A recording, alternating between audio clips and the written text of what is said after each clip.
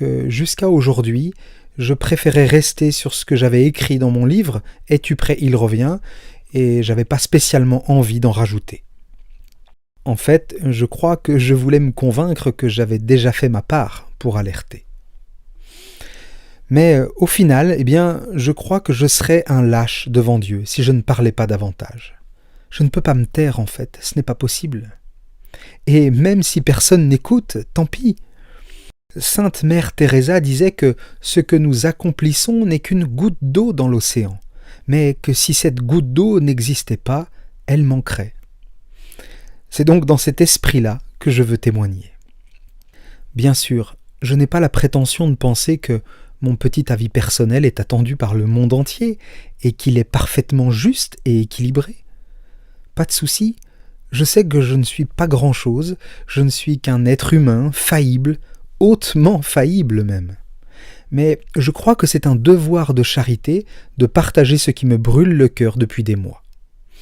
Je l'ai déjà fait avec le livre, et force est de constater que ce que j'envisageais, avec d'autres d'ailleurs, au tout début de la crise Covid, se réalise aujourd'hui. Je sais que beaucoup me traiteront encore de complotiste, d'intégriste, d'obscurantiste, de dangereux illuminé. Je sais même que d'autres, particulièrement des chrétiens, diront que je suis un orgueilleux, un désobéissant, que je juge, que je manque de miséricorde, de charité, que mes paroles sont contraires à l'unité, etc., etc. Peu importe en fait, peu importe vraiment. Je parle sous le regard du Seigneur et il n'y a qu'à lui que je cherche à plaire et que je veux servir. Lui seul sait ce qu'il y a dans mon cœur et quelle est mon intention profonde. Le jugement des hommes ne m'importe pas. D'ailleurs, humainement, je vous assure que ce serait nettement plus confortable pour moi de ne rien dire, mais je crains que le Seigneur ne me reproche au dernier jour de ne pas l'avoir assez aimé, de ne pas avoir assez défendu la justice et la vérité par rapport à tout ce qu'il a déjà fait pour moi. C'est cette parole du Christ à Maria Valtorta que je veux essayer de mettre en pratique. La vraie charité fait que le mal est détesté en tant que tel, non parce qu'il est cause de punition dans l'au-delà, mais à cause de la peine qu'il fait à Dieu. De la même façon qu'elle nous porte à ne pas faire le mal, la vraie charité nous pousse à arracher au mal les frères pécheurs et nous inspire à leur égard des reproches qui, même si parfois doivent être justement sévères, sont toujours dictés par la miséricorde. Le but étant non celui de décourager ou d'irriter, mais celui d'aider les personnes qui sont tombées à se relever. J'estime que ce qui se passe depuis près de 2 ans dans notre pays et dans le monde entier est tellement sidérant, gravissime, désespérant pour bien des âmes, que cela oblige le chrétien que je suis, bien sûr à prier, ça c'est la première des choses, mais aussi à parler, avec force. Nous avons aussi besoin d'être exhortés.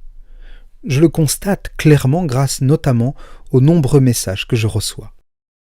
Cela fait de nombreuses années que je savais, entre guillemets, qu'un totalitarisme mondial allait émerger, et je reste aujourd'hui parfaitement conscient du chemin de douleur qui nous reste encore à parcourir. Mais il m'est impossible de rester silencieux devant cette propagande délirante, cette vague de mensonges et de manipulations ahurissantes, devant la nature suprêmement diabolique de ce qui est en train de submerger la terre. D'ailleurs, je n'ai pas d'autre choix lorsque je lis saint Paul aux Éphésiens. Ne prenez aucune part aux activités des ténèbres, démasquez-les plutôt. Surtout, et c'est très important, je ne veux en aucun cas être vecteur de désespoir, mais au contraire d'une grande espérance, d'une très grande espérance. Comprenez-moi bien, je ne me berce pas d'illusions. Je pense que le projet diabolique en cours va aboutir, tôt ou tard. C'est pour moi une certitude de foi. Ce qui est en train de se dérouler, de se mettre en forme, aussi révoltant et injuste soit-il, sera couronné de succès d'une façon ou d'une autre. C'est une partie de la toile du futur règne mondial de l'Antéchrist que nous voyons se tisser sous nos yeux. La quintessence du mal semblera donc triompher. La justice, la vérité, le bien seront piétinés. Pour un temps. Il faut l'encaisser, l'accepter dans la foi, s'y résigner, même si cela nous transperce le cœur. Et combattre, chasser, bannir le désespoir de nos esprits. Je sais que ce sera certainement un combat féroce, mais Dieu est là. Il faudra lui faire confiance, toujours confiance, entièrement confiance, pour tout, absolument tout. Et s'efforcer de lui tenir la main, de rester unis à lui par la prière du cœur, de toujours le contempler, ne serait-ce que dans la beauté de la création. Il est le maître de l'histoire. Il est là et sera toujours là, proche de nous. Même si le monde et les événements tenteront puissamment de nous convaincre du contraire. La plénitude de la vie, la joie absolue, l'amour éternel sont au bout de notre chemin, et nous savons bien comment l'histoire se terminera. Saint Padre Pio disait cette parole que je me répète très souvent en ce moment, elle m'apaise tellement. Fais en sorte que le triste spectacle de l'injustice humaine ne trouble pas ton âme. Elle aussi a sa valeur dans l'économie des choses. C'est sur elle que tu verras un jour s'élever le triomphe infaillible de la justice divine. Dans l'absolu, je ne me bats donc pas dans l'espoir d'éviter que cette époque de ténèbres n'advienne. Ce serait peine perdue. Je sais que c'est écrit. Nous le vivons d'ores et déjà et l'écriture s'accomplira en plénitude. Mais ce n'est pas pour autant qu'il faut subir, se taire, ne rien faire. Le Seigneur nous regarde. Nos actions, nos paroles, nos prières sont écrites par les anges à chaque instant dans le livre de vie. Le Christ savait qu'il serait trahi, que la croix était au bout de sa route, mais il n'a cessé de servir le bien, la vérité, la justice, tout au long de sa vie. Jésus savait que le Père le justifierait le moment venu. Et la résurrection est advenue justement lorsque tout semblait perdu, anéanti. Eh bien, c'est la même chose pour nous aujourd'hui.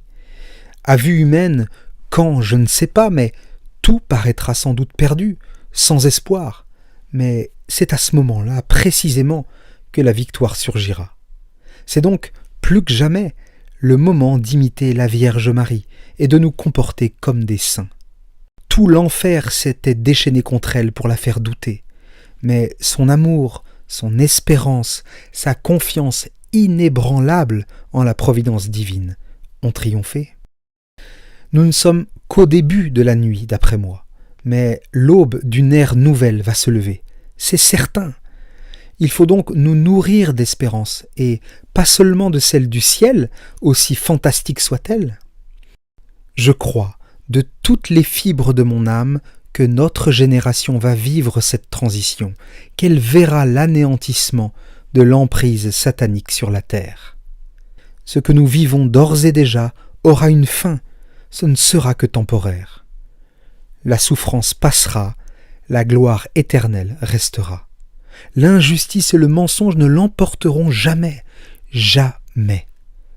L'alpha et l'oméga, c'est le Christ. Alors, je le répète et je le répéterai encore et encore, confiance, confiance, confiance totale en Dieu.